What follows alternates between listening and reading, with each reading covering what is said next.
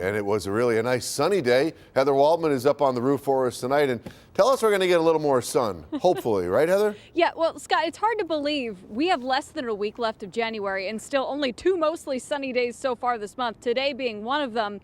But you know, January 2018 is going to close out on a pretty spectacular note, at least from a celestial standpoint. A combination of 3 different events are going to occur on Wednesday morning, and we've got a chance to see them here in Western New York. If you've been on social media recently, you may have seen the super blue blood moon eclipse or some combination of those words trending either on Facebook or Twitter.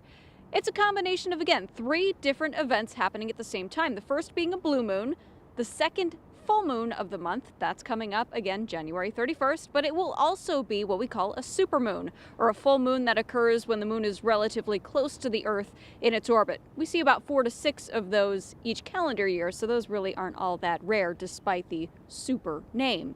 It's also going to be what we call a blood moon. That is a full moon with a total lunar eclipse.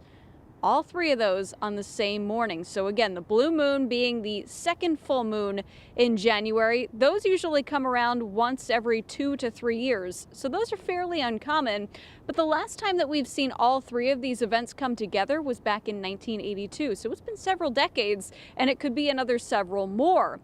Buffalo may not have the best viewing conditions, and it's not necessarily because of the weather, it's because of the timing. Our sunrise is at 7:31 a.m. That's also when the moon will begin to dip below the horizon.